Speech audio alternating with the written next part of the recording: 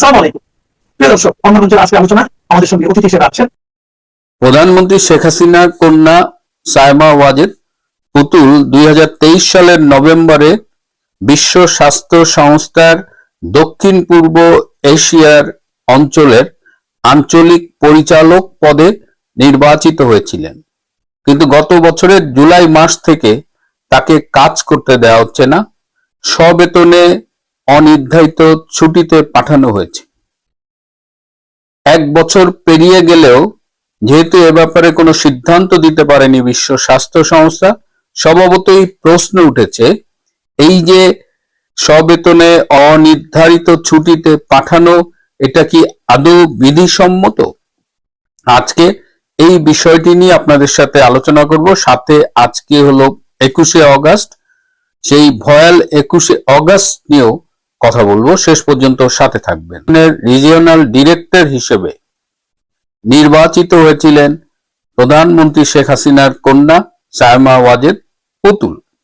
10টি দেশের মধ্যে তিনি 8টি দেশের ভোট পেয়েছিলেন এবং সেই থেকে তিনি অত্যন্ত কৃতিত্বের সাথে তার দায়িত্ব পালন করছিলেন।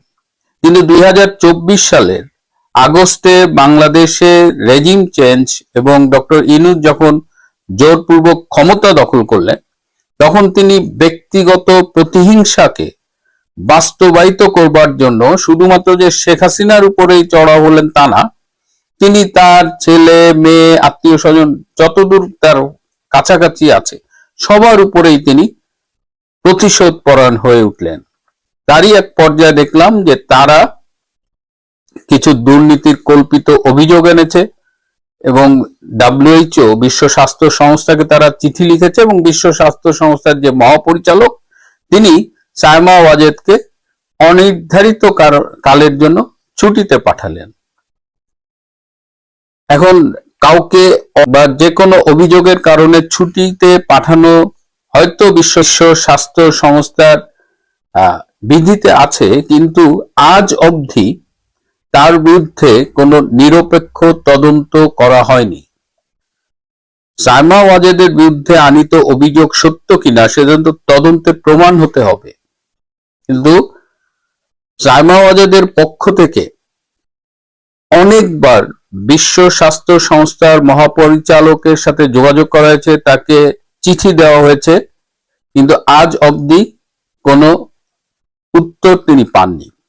বরং সায়মা ওয়াজেদ পুতুলের এই পদে পুতুলকে ছুটিতে পাঠিয়ে আরেকজনকে নিয়োগ দেওয়া হয়েছে ভারপ্রাপ্ত পরিচালক হিসেবে।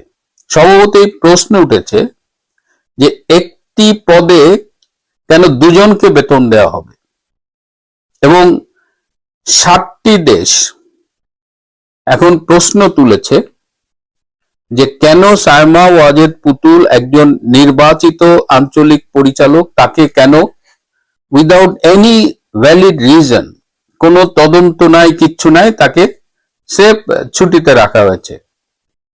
তো এখন এই প্রতিবাদের মুখে বিশ্ব স্বাস্থ্য সংস্থা কিন্তু নড়ে চড়ে বসেছে। সায়মা ওয়াজেদকে যখন তার দায়িত্ব থেকে ছুটিতে পাঠানো হয়, তখন WHO যে এই সাউথ ইস্ট এশিয়ার যে ওয়েবসাইট, সেখান থেকে কিন্তু সায়মা ওয়াজেদের নাম ছবি সরিয়ে ফেলা হয়। রিসেন্টলি সায়মা ওয়াজেদের নাম এবং ছবি কিন্তু ওয়েবসাইটে আবার আপ করা হয়েছে। এর দ্বারাই বোঝা যায় যে WHO কিরকম চাপের মুখে আছে।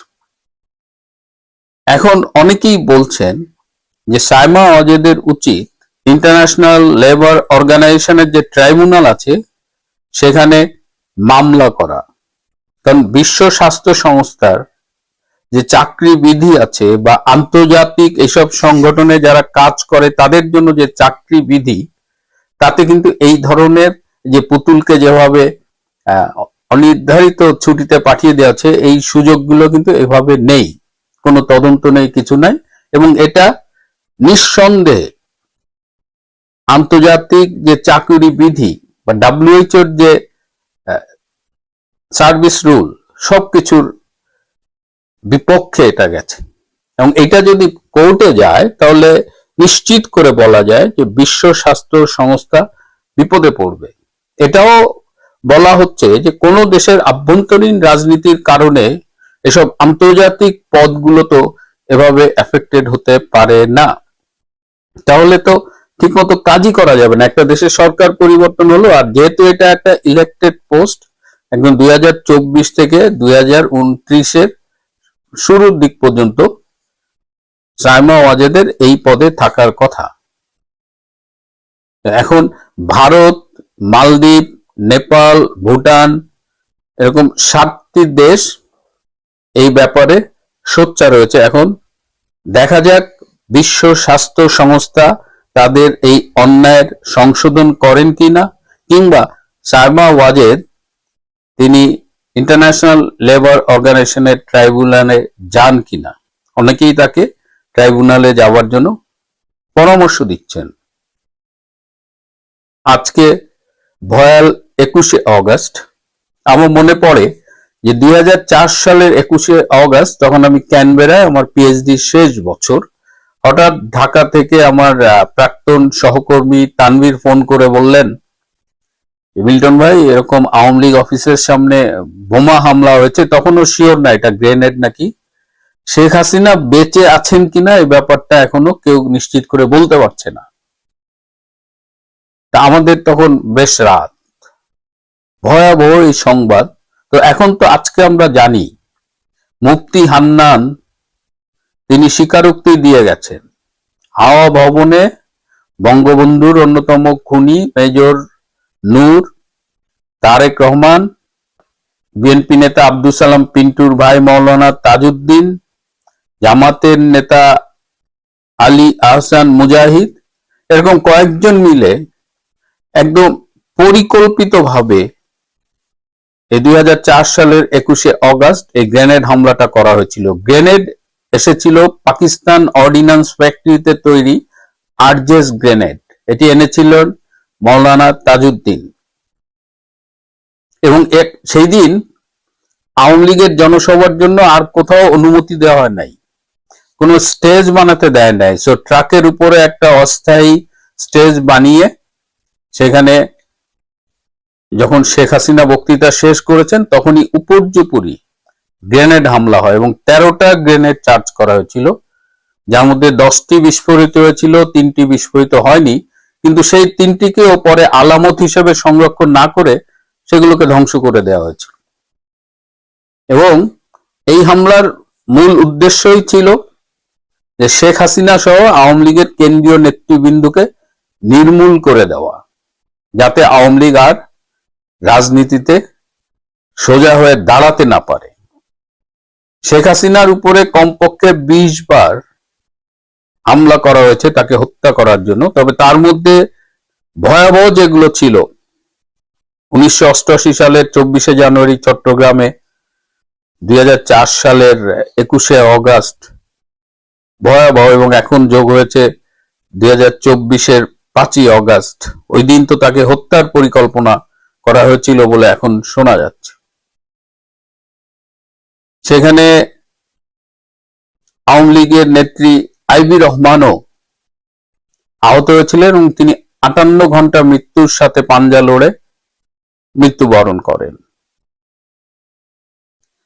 সবচেয়ে দুঃখজনক ঘটনা হলো সেই গ্রেনেড হত্যাকাণ্ডের বিচার কিন্তু নিম্ন আদালতে হয়েছিল। সেদিন 24 জন মারা গিয়েছিল সেই ঘটনায়, গ্রেনেড হামলায়। তারপরে সেখানে অনেককে মৃত্যুদণ্ড দেওয়া হয়েছে, যাবজ্জীবন দেওয়া হয়েছে। কিন্তু আজকে তারা কোন রকমের আইনি প্রক্রিয়াকে তোয়াক্কা না করে সম্পূর্ণ মুক্তি পেয়ে গেছে, এবং এই মুক্তি দিয়েছে ডক্টর ইউনূস এবং আসিফ নজরুল। আজকের প্রধানমন্ত্রী তারেক রহমান এই গ্রেনেড হামলায় যাবজ্জীবন কারাদণ্ডপ্রাপ্ত। সেই সময় স্বরাষ্ট্র প্রতিমন্ত্রী ছিলেন বাবর, তিনি মৃত্যুদণ্ডপ্রাপ্ত। কিন্তু আজকে তারা স্বাধীন, এবং কেউ প্রধানমন্ত্রী, কেউ এমপি। এই হলো বাংলাদেশের বিচার ব্যবস্থা। গতকাল আমি শো করিনি, এমনিতেই খুব মন খারাপ ছিল দীপুমনি আপার হাজবেন্ডের মৃত্যু নিয়ে। আজ সকালে একদম ভোরে আমাদের এক বড় ভাই জনস্বাস্থ্য বিশেষজ্ঞ ডাক্তার খায়রুল ইসলাম, তিনি মারা গেছেন। এই মৃত্যুগুলো আমাকে খুব বিষণ্ণ করে রাখছে। আজকে এই রেকর্ডিং এর আগে ব্রিসবেনে আমাদের শ্রদ্ধেয় প্রফেসর আলাউদ্দিন ভাই ছিলেন, তার স্মরণ সভা হলো। সব মিলিয়ে একদিকে বিষণ্ণ, এবং গতকাল আমি শোটি করতে পারিনি, অনেকেই জানতে চেয়েছেন কি হয়েছে। আর আজকে তো সেই 21শে অগস্ট, যারা মারা গেছেন তাদের শ্রদ্ধার সাথে স্মরণ করি, তাদের আল্লাহ বেহেশত নসিব করুক। এবং 21শে অগস্ট যারা ঘটিয়েছিল তাদের আজ না হোক কাল নিশ্চয়ই বিচার হবে। আর বন্ধুরা, আজ এ পর্যন্তই। ভালো থাকবেন, সুস্থ থাকবেন। তার চেয়েও জরুরি হলো আসসালামু আলাইকুম রহমতুল্লাহি ওয়া বারাকাতুহু। সম্মানিত দর্শক, আজকের এই ভিডিওটি মূলত আওয়ামী লীগের সহজ সরল যারা নেতাকর্মী রয়েছেন তাদের জন্য, যারা অন্তঃস্থল থেকে বঙ্গবন্ধুকে ভালোবাসেন, শেখ হাসিনার জন্য যাদের নিরন্তর পেট পুড়ে সবসময় আবেগ, যারা মনে করেন আওয়ামী লীগ ক্ষমতা এলে তাদের ভাগ্যের পরিবর্তন হবে এবং ডিসেম্বর মাসে আওয়ামী লীগ আসবে, এই আত্মবিশ্বাস নিয়ে যারা দৃঢ়ভাবে বসে আছেন, মূলত তাদের কাছে আমি এই আজকের ভিডিওর যে কন্টেন্ট, সেই কন্টেন্টগুলোর ব্যাপারে বলবো। এক্স্যাক্টলি 2024 সনের আগস্ট মাসের 2 তারিখ, 3 তারিখ, 4 তারিখ এবং 5 তারিখে গণভবনে কি হয়েছিল, ক্যান্টনমেন্টের ব্যাপারে বলবো না, আওয়ামী লীগ অফিসগুলোতে কি হয়েছিল এবং আওয়ামী লীগের যে সকল শীর্ষ নেতারা ইদানিংকালে যাদের আপনি অনেক কণ্ঠ উঁচু দেখতে পাচ্ছেন, বুলান্ত দেখতে পাচ্ছেন, তাদের অবস্থা দেখে কথাবার্তা শুনে মনে হচ্ছে যে তারা ডিসেম্বর মাসের আগেই, এমনকি সেপ্টেম্বর মাসে এসে মোটামুটি বাংলাদেশ দখল করে ফেলবেন। তারপর দলবল লোকজন সহকারে এয়ারপোর্টে দাঁড়িয়ে থাকবেন আপা, স্বয়ং প্রধানমন্ত্রী, সাবেক প্রধানমন্ত্রী, মানে তারা এখনো শেখ হাসিনাকে প্রধানমন্ত্রী ভাবেন। তো তিনি দিল্লিতে আসবেন এবং সেখান থেকে তাকে রাজকীয় সংবর্ধনা দিয়ে এই পার্লামেন্ট হাউসে নিয়ে যাওয়া হবে, গণভবনে নিয়ে যাওয়া হবে, আবার সানাই বাজবে, নহবত বাজবে, এরকম সুখ স্বপ্ন নিয়ে যারা আছেন তাদের জন্য আমি এই আজকের প্রেক্ষাপটটি বলবো। আপনারা সবাই জানেন যে আমার যেহেতু রাজনীতির শুরুটা আওয়ামী লীগের সঙ্গে, কাজে আওয়ামী লীগের যত ছাত্রলীগ, যুবলীগ, আওয়ামী লীগ একেবারে টপ টু তৃণমূল পর্যায়ের, মানে বাংলাদেশের ধরুন একেবারে কুড়িগ্রাম জেলার ইউনিয়ন পর্যায়ের অনেক আওয়ামী লীগ নেতাকে আমি চিনি। আবার সেই শেখ পরিবারের যত লোক আছেন, কে পারছেন, তাদের সবার সঙ্গেই একটা সম্পর্ক ছিল বা এখনো যে নাই তা বলা যাচ্ছে না। ফলে কি হলো, এক্স্যাক্টলি আওয়ামী লীগের যে হাড়ির খবরগুলো, সেই হাড়ির খবরগুলো না জানলেও আমি মুখস্থ বলে দিতে পারি। যেমন ধরুন, আপনি একজন মৌমাছি বিশেষজ্ঞ,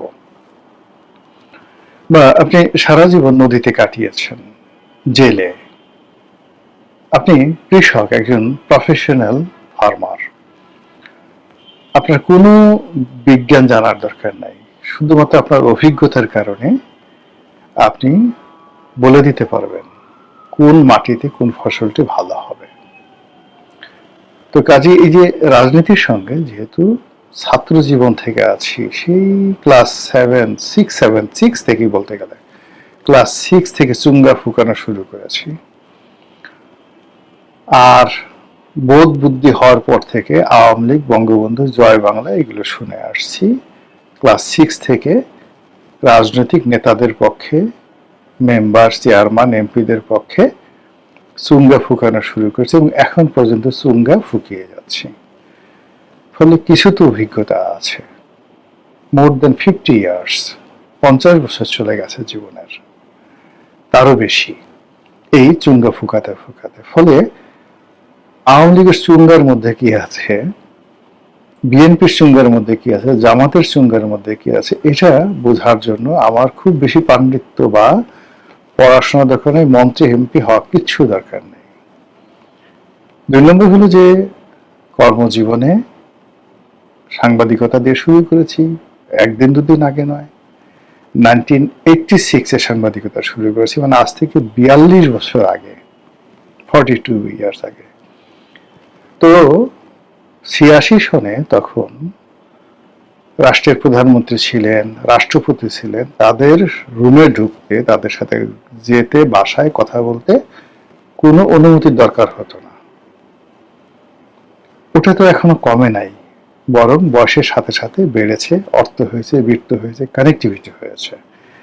এখন আসলে কারো কাছে যেতে হয় না। এখন আল্লাহর মেহরবানিতে লোকজন আসে, এবং মানে তাও মানে আমি অ্যাভেলেবল কিনা তার উপর নির্ভর করে লোকজন আসে। ফলে বুঝেন যে আপনি যে তথ্যের পিছনে ছুটে, সেই তথ্যগুলো অটোমেটিক ভাবে আমার কাছে চলে আসছে। এরপরে যতটুকু জানি, আমি যেহেতু সংসদ সদস্য ছিলাম, তো সংসদ সদস্য থাকার কারণে এবং সরকারি দলের একজন প্রধানমন্ত্রী তারেক রহমান সাহেব আপনি কি করতে পারেন, হোয়াট ক্যান হি ডু, এটা তো আমি 2009 সনেই বুঝে গেছি, জেনে গেছি। একজন এমপি কি করতে পারেন, মন্ত্রী কি করতে পারেন, একটা মন্ত্রণালয় কি করতে পারে, সেনা প্রধান কি করতে পারে, আইজি কি করতে পারে, এই জিনিসগুলো প্র্যাকটিক্যালি মানে সাংবাদিক হিসেবে দেখা, বাইরে দেখা, সবকিছু দেখা, তার সঙ্গে সঙ্গে আবার ক্ষমতার ভিতর থেকে দেখা, এই অভিজ্ঞতাটা হয়ে গেছে। এরপর দুটো দল, আওয়ামী লীগ থেকে বিএনপিতে যোগদান করেছি এবং বিএনপির মতো দলের হয়ে এমপি ইলেকশন করেছি। কাজেই বিএনপির যারা ধরেন সবচেয়ে প্রাপ্তি, একটা দলের মনোনয়ন পেয়ে এমপি হন বা না হন, কিন্তু দলের মনোনয়ন পেয়েছেন, তাও একটা হট সিট থেকে, এটা চারটিখানি বিষয় না। ফলে আর এই বিএনপির সবচেয়ে দুঃসময় 18 থেকে একেবারে ক্ষমতা আসা পর্যন্ত সবচেয়ে হট টাইম এবং সবচেয়ে দুঃসময় বিএনপির সঙ্গে ছিলাম, সাহস নিয়ে, শক্তি নিয়ে, ভোকাল, মানে এখনো যে ভাষায় কথা বলছি 2023 সনে 24 সনে ঠিক একই ভাষায় কথা বলেছি বিএনপির পক্ষে। এটা এত সহজ বিষয় ছিল না। এখন দেখেন যারা চড়া কথা বলছেন, উঁচু উঁচু কথা বলছেন, এদের কারোর কোনো কণ্ঠস্বরই ছিল না, এদের চেহারাও দেখা যেত না। এরা বড় জোরে, যে এখন আওয়ামী লীগের লোকজন যেভাবে টেলিগ্রামে নিজেদের মধ্যে যোগাযোগ করে, এরা বড় জোর নিজেদের মধ্যে এইভাবে স্কাইপে বা টেলিগ্রামে যোগাযোগ করত, আর সন্ধ্যার পরে ছাড়া কোথাও বের হতো না। ঠিক সেই সময়টাতে ঢাকা শহরে দাপিয়ে বেড়াচ্ছি। আবার এখন ধরুন আলহামদুলিল্লাহ সব জায়গাতে ঘুরে বেড়াচ্ছি। তো কাজেই তথ্য, সত্যিকার অর্থে তথ্যটা যে কি, এটা চলে আসে। আর সেই তথ্যগুলো আমি আপনাদেরকে বলতে চাই এই কারণে যেন আপনারা বিভ্রান্ত না হন। মানুষ যখন অতিরিক্ত কল্পনা করে, স্বপ্ন বাসর তৈরি করে, পৃথিবীর মানুষ রেখে পরীর সাথে প্রেম করতে চায়, মানুষকে বাদ দিয়ে জিনের বন্ধু হতে চায়, দুনিয়া বাদ দিয়ে সারাক্ষণ জান্নাতের হুরপুরি স্বপ্ন দেখে, এ সকল মানুষ শেষ হয়ে যায়। আওয়ামী লীগ করেন, দল করেন, দলের নেতাদের প্রতি আনুগত্য দেখান, ইউনাইটেড থাকেন, একটা রাজনীতি প্রতিষ্ঠা করেন, এটা খুবই ভালো। যে দলই করেন না, কিন্তু আপনি বুঝুন, জানুন আপনি কি করছেন, কাদের দাবিদারি করছেন। কোনো নেতিবাচক কথা বলবো না। আপনি ধরেন এখন আপনি স্বপ্ন দেখছেন আওয়ামী লীগ নেতারা প্লেনে করে, তারপরে সদল বলে মিছিল করে করে লন্ডন, আমেরিকা, কলকাতা থেকে বাংলাদেশে চলে আসবে, ঘোড়ায় চড়ে, উঠে চড়ে। আগে যেভাবে দিগ্বিজয়ী সেনাপতিরা রাজ্য দখল করতে যেতেন, কোন একটা সাম্রাজ্য দখল করতে যেতেন, ঠিক সেইভাবে আওয়ামী লীগের প্রবাসী নেতারা আসবেন। তো যারা আসবেন তাদের আসার শক্তি থাকতে হবে, সাহস থাকতে হবে, আর্মস থাকতে হবে, অ্যামুনিশন থাকতে হবে, সৈন্যবাহিনী থাকতে হবে, যখন সব মিলিয়ে সবকিছু না থাকলে তো আশা হবে না।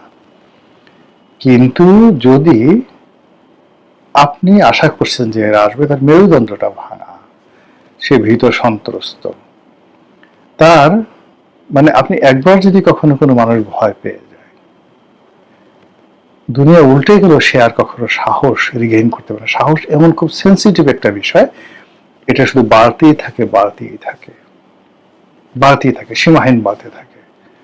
কিন্তু কোনো একটা পরাজয় যদি হয়, আঘাতপ্রাপ্ত হয়, তাহলে ওই সাহসটা যে ধস করে পড়ে যায়, সে আর দ্বিতীয়বার দাঁড়াতে পারে না। কখনো কোনো পরাজিত শক্তি দাঁড়াতে পারে না। যেটা হয় রিপ্যাট্রিয়েট। যেমন দেখা গেল যুদ্ধের ময়দানে আপনি পশ্চাৎপসরণ করেছেন, ফিরে গেছেন, এক। যুদ্ধের ময়দানে আপনি পরাজিত হয়েছেন, কিন্তু আপনার ক্ষমতা আছে, আপনার বাহিনী আছে, এবং আপনার আত্মবিশ্বাস আছে যে আপনি স্টিল ইউ ক্যান ডু, আপনি রিগেইন করতে পারবেন। তো সেক্ষেত্রে অনেক পরাজিত পক্ষ আবার বিজয়ী হয়। কিন্তু টেরিটরি থাকতে হবে, তো টেরিটরির বাইরে গেলে আপনি পারবেন না। আওয়ামী লীগের যে একটা বিরাট অংশ, সেটা তার টেরিটরির বাইরে চলে গেছে।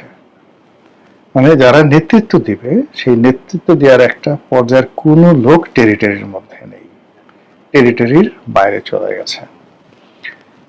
এবং আওয়ামী লীগ ধরেন যে কবার ফিরে এসছে, ধরেন 1981 সনে শেখ হাসিনার নেতৃত্বে ফিরে এসছে, তো শেখ হাসিনা ওয়াজ এ নিউ ব্লাড। 1981 সনে তার বয়স কত ছিল দেখেন, খুব একেবারে তরুণ ছিল। তার সঙ্গে যারা ছিলেন বাংলাদেশে সবাই প্রেসিডেন্ট জিয়াউর রহমানের সাথে সম্পর্ক ভালো ছিল। তার এজেন্ট হিসেবে তার অনুমতি নিয়ে বিভিন্নভাবে কিংস পার্টি, আওয়ামী লীগকে একটা কিংস পার্টি তৈরি করার চেষ্টা করা হয়েছিল। যখন সেটা ভূমিধস ফেল করলো, ঠিক সেই সময়টাতে শেখ হাসিনা আসলেন এবং তার সঙ্গে একেবারে তরুণ একটা নেতৃত্ব, একেবারে তরুণ নেতৃত্ব, যারা জিয়াউর রহমানের সঙ্গে লড়াই করে, ফাইট করে তারা বেঁচে ছিলেন। জিয়াউর রহমান সাহেব তাদেরকে সবাইকে জেলে নিয়েছেন, মারধর করে ফাটিয়ে ফেলেছেন, কিন্তু কেউ আত্মসমর্পণ করেনি। এরকম ডেসপারেট একটা বিরাট গ্রুপকে তিনি পেয়েছিলেন। তার সঙ্গে যারা ভারতে গিয়েছিলেন, মানে ভারতে যারা গিয়েছিলেন, তারা যুদ্ধ করতে গিয়েছিলেন ভারতে, এবং ভারতে বসে তারা কয়েক বছর সেখানে সশস্ত্র যুদ্ধ করেছে সীমান্তে। এই হেমায়তুল্লাহ আরঙ্গ বলেন, কাদের সিদ্দিকী বলেন। ফলে তারা কিন্তু এই এখনকার মনে যারা গেছেন তাদের মতো পালিয়ে যাননি। তারা ভারত সরকারের সাথে একটা নেগোসিয়েশন করে ওইভাবেই তারা সেইভাবে সেখানে ছিলেন এবং ওখানে বসে সেই কাজগুলো করতেন। এবং দিল্লিতে বলেন, ভারতে বলেন, ওই সময়টাতে আওয়ামী লীগের নেতারা তারা ডমিনেট করতেন। দিল্লির মাস্তানি একটা অংশ পুরো কলকাতার যে টপ মাস্তান, আন্ডারওয়ার্ল্ডের ডন, একটা হেমায়তুল্লাহ আরঙ্গ সাহেব ছিলেন, আর একটা জনাব কাদের সিদ্দিক সাহেব ছিলেন, এবং দুজনের মধ্যে সকাল বিকেল দ্বন্দ্ব সংঘাত হতো। এবং এদের যন্ত্রণা কলকাতার মাস্তানরা সব মানে পালিয়ে যেত। এখন সেটা কি এখন কেউ আছে বলেন তো? সেই দিন কি আর এখন আছে?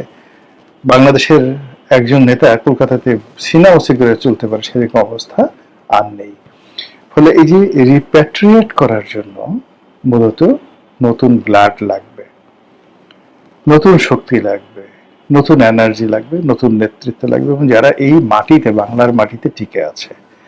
এখন দেশের বাইরে থেকে হয়তো সুপ্রিম লিডার তারেক রহমান সাহেবের জায়গাতে ধরেন শেখ হাসিনা আসতে পারে, তারেক রহমান সাহেবের কন্টেম্পোরারি হিসেবে জয় আসতে পারে, পুতুল আসতে পারে, সেভাবে একজন বা দুইজন। কিন্তু পুরো একটা টিম নিয়ে এসে বাংলাদেশে যুদ্ধ করে আপনাকে আমাকে গর্তের মধ্যে থেকে বের করে রাষ্ট্র ক্ষমতা দখল করবে, এটা সুয়ের পিছন দিয়ে যদি উট ঢুকতে পারে, এটা অসম্ভব নয়, অসম্ভব একটা বিষয়। এটা বুঝতে পারবেন ওই যে 3 তারিখ, 4 তারিখ, 5 তারিখ, আপনি জানেন যে উত্তাল তখন ঢাকা, উত্তাল ঢাকা। প্রতিটা মুহূর্তে আওয়ামী লীগের যারা নেতাকর্মী রয়েছে, তারা, পুলিশের, আর্মির যে তাদের কমান্ডার গুলো রয়েছেন, তারা, সাংবাদিক, মানে সবার একটা সিন্ডিকেট প্রাণান্ত চেষ্টা করছে তারা লড়াই করার জন্য। কিন্তু কোনোটাতেই 3 তারিখ 4 তারিখে কখনো তাদের কোনো মানে যাকে বলা হয়নি, মানে তাদের কোনো সফলতা আসেনি, আত্মবিশ্বাস আসেনি, তারা ভেঙে পড়েছিলেন। এবং এই যে শেখ হাসিনা যে হেলিকপ্টারটাতে করে গেছেন, উনি 5 তারিখে হেলিকপ্টারে গেছেন। এই হেলিকপ্টারটা 4 তারিখ সকালবেলাতে কিন্তু গণভবনের উল্টো দিকে যে বাণিজ্য মেলার যে মাঠের ওই কাছাকাছি, ওখানে কিন্তু ওটা ল্যান্ড হয়েছে। হোয়াট ডাজ ইট মিন? উনি 5 তারিখে যেটা হেলিকপ্টারটা হঠাৎ করে আসেনি, 4 তারিখে সে ওটা ওখানে বসেছিল। তাহলে উনি যে যাবেন 4 তারিখে সেটা সিদ্ধান্ত হয়ে গেছে আর ফাইনাল হয়ে গেছে। আর এটার যে প্রস্তুতিটা 3 তারিখে হয়েছে। 3 তারিখে যদি প্রস্তুতি না হয়, সেনাবাহিনী একটা হেলিকপ্টার এসে তাকে ওখান থেকে তুলে নেওয়ার জন্য একদিন আগে তো ওখানে থাকে না। এবং সকাল 9টার সময়, 9টা থেকে 9:30টার সময় 5 তারিখ তিনি সেখান থেকে ফ্লাই করে চলে গেলেন। এবং স্বয়ং সেনাপ্রধান ফ্লাই করে চলে গেলেন, স্বয়ং সেনাপ্রধান সেই ঘটনা জানতে পারলেন দুপুর 2টোর সময়। এবং তিনি যখন বৈঠকে ছিলেন সবার সাথে, তখন তিনি জানতে পারলেন কিন্তু ঘটনা ঘটে গেছে 9টা থেকে 9:30টার মধ্যে। বুঝেন ব্যাপারটা কি হয়েছে সেখানে? এদিকে 4 তারিখে আপনি চিন্তা করেন, এই যে অনেক বড় বড় বীর, তারা সেই ধানমন্ডির যে 3 নম্বর না 4 নম্বর রোডে যে আওয়ামী লীগের যে অফিসটা আছে, সেই অফিসের মধ্যে সবাই ছিলেন। এবং সেখানে আওয়ামী লীগ বিএনপি কোনো নেতা না, জামাতের কোনো নেতা না, ছাত্রদল যুবদলের কেউ না, শুধুমাত্র ওই পাড়া মহল্লার যাদেরকে বলা হয় টোকাই, এইরকম 300-400 লোক। এই 300-400 লোক এসে আওয়ামী লীগের অফিসটা আক্রমণ করে বসলো, ঢিল মারতেছে, ও মারতেছে। এই 300-400 লোককে মোকাবেলা করার জন্য আওয়ামী লীগের কোনো নেতাকর্মী সেখানে ছিল না। ছাত্রলীগ, যুবলীগ থেকে শুরু করে যাদের খুব ডেসপারেট, এরকম 20 থেকে 25 জন নেতা ছিলেন বাইরে, কিন্তু তারা তো এদের বিরুদ্ধে কিছু করতে পারবেন না। আর 20-25 জন সিনিয়র নেতা ছিলেন অফিসের ভিতরে। এই সিনিয়র নেতারা সবাই ওই যখন আক্রমণ হলো, এক একটা বাথরুমে 3 জন 4 জন করে তারা পালালো ওই অফিসের বাথরুমের মধ্যে। ধাক্কা দেখি বুঝেন, 4 ঘন্টা 5 ঘন্টা সেই বাথরুমের মধ্যে এক একটা বাথরুমে 3 জন 4 জন করে দরজা লাগিয়ে পালিয়ে আছে। এই হলো তাদের সাহস। সেখান থেকে তারা বিজেপিকে ফোন করে, পুলিশকে ফোন করে, নোবডি ওয়াজ রেসপন্ডিং, কেউ আসে না। এরপর তারা ওখান থেকে প্রধানমন্ত্রীকে ফোন করে 4 তারিখে। প্রধানমন্ত্রীকে ফোন করে, প্রধানমন্ত্রী আবার সেখান থেকে টেলিফোন করে বিজেপির একজন মেজরকে একটা গাড়ি নিয়ে সেখানে পাঠায়, এবং মেজর এসে তাদেরকে বলে যে আপনারা এই অফিস ছেড়ে চলে যান, আদারওয়াইজ এটা আক্রমণ বাড়তে থাকবে। এখন নেতারা চলে যাবেন ভিতরে, যারা সিনিয়র নেতা, আর যারা জুনিয়র নেতা বাইরে ফাইটিং করতেছিল তারা বলছেন আপনারা যেতে পারবেন না, আপনারা গেলে তো পুরো অফিস বন্ধ হয়ে যাবে, ইত্যাদি ইত্যাদি সবকিছু। তো যা হোক, পরে অনেক তর্ক বিতর্ক হলো দুই গ্রুপের মধ্যে। সিনিয়ররা বললো যে ঠিক আছে, পিছনের ওয়াল টপকে লেকের পাড় দিয়ে তারা পালাবে। এখন সেই যে লেকের পাড় দিয়ে তারা পালিয়ে, তাতে তো জানেন যে মন্ত্রী এমপিদের বা নেতাদের বেশিরভাগ বাসাই ধানমন্ডিতে এবং আশেপাশে, তারা সেই বাসাতে যাবে। লেকের পাড় দিয়ে হাঁটতে গিয়ে কাঁপতে কাঁপতে এক নেতা, তার পা এমন ভাবে কাঁপতেছিল, কাঁপতে কাঁপতে সে লেকের মধ্যে গড়িয়ে পড়ে গেল, পানির মধ্যে পড়ে গেল। এখন এই যে নেতা, বড় নেতা, পানির মধ্যে পড়ে গেল। পড়ে যাওয়ার পর এখন সেই নেতা আপনাকে কি করে কলকাতা থেকে এসে আপনাকে গর্ত থেকে বের করবে বলেন? যে বিজেপি দাঁড়ানো সরকার তখন ক্ষমতায়, 4 তারিখে লেকের পাড় দিয়ে হেঁটে যেতে পারছে না, কাঁপতে কাঁপতে সেই গড়াইয়ে মাটি দিয়ে পড়ে গেছে পানির মধ্যে। পানির মধ্যে পড়ে গেছে, আমি নাম বললাম না, ছোট হয়ে যাবে, বাট যার বোঝার সে বুঝে যাবে। অন্যরা যে যার বাসার মধ্যে গেল। তারপরে সন্ধ্যার দিকে যারা সাবেক ছাত্র নেতা লড়াকু, তারা এক বাসায় আশ্রয় নিল। আশ্রয় নিয়ে সেই 3 দিনের ক্লান্তিতে কেউ কেউ ঘুমিয়ে গেল, কেউ ঘুমাতে পারলো না সারা রাত। এর মধ্যে যখন সকাল এই 9:30 10টার দিকে যখন খবর এলো হেলিকপ্টারে চলে প্রধানমন্ত্রী চলে গেছেন, তখন মানে মানুষ, ওরা যারা আছে পলাতক ছিলেন, পাগল হয়ে গেলেন, রীতিমতো ম্যাড। এক নেতা মাথায় সেই মুহূর্তের মধ্যে ব্লেড দেয়া তারা নিজেরা নিজেদের চুল কাটলেন, মাথায় পতাকা বাঁধলেন। তারপরে 5 তারিখ রাত্রি 8টা 8:30টার দিকে একজন পালাই গেলেন জনগণের মধ্যে, সে চালায় যেতে পারলো। কিন্তু আরেকজন, তার ফেজ আরো পরিচিত, সে পালাতে পারলেন না। সে তখন এর মধ্যে ওই বাড়ি আক্রমণ হয়ে গেছে। তার ড্রাইভার তারা ফোন করে বললো যে ভাই আপনি কোনো মতে পালান। সে ছাদে গেল, 4 থেকে 5 ঘন্টা সেই ছাদের যে পানির ট্যাঙ্ক, সেই ট্যাঙ্কির মধ্যে সে লুকাই রইল। এরপর সে সেনাবাহিনীকে টেলিফোন করলো, সেনাবাহিনী তাকে সেখান থেকে রাত্রি 2:30 3টার দিকে উদ্ধার করলো। তারপরে মানে অ্যাজ ইট ইস, মরা লাশ যেভাবে পড়ে ওইভাবে মনে হয় যে এটা মরে গেছে, সে লাশ হিসাবে তাকে সেনাবাহিনীর গাড়ির ফ্লোরে রেখে, মধ্যে একটা গাড়ি, সামনে পেছনে 2টো গাড়ি, 3টে গাড়ি দিয়ে তাকে ক্যান্টনমেন্টের মধ্যে নেওয়া হলো। এবং এই কাজ করতে মানে ধানমন্ডির একটা বাসা থেকে ক্যান্টনমেন্ট পর্যন্ত যেতে একেবারে 4 থেকে 5 ঘন্টার সময় লাগছে। এইরকম বহু মানুষের বহু ঘটনা, সেই ঘটনা, তাদের যে ইতিহাস, সেই ইতিহাস আপনাদেরকে জানতে হবে। এবং এই পরিণতির পরে, এইভাবে অপমানিত হওয়ার পর, লাঞ্ছিত হওয়ার পর, কষ্ট পাওয়ার পর, মেরুদণ্ড ভেঙে যাওয়ার পর, ভয় পাওয়ার পরে আবার নতুন করে ঘুরে দাঁড়িয়েছে, ফিরে এসেছে, রাজপথ দখল করেছে, রাজনীতি মাঠে ফিরে এসেছে। এরকম উদাহরণ কটা আছে সেটা জেনে তারপরে স্বপ্ন দেখেন। মহান আল্লাহ আমাদের সবাইকে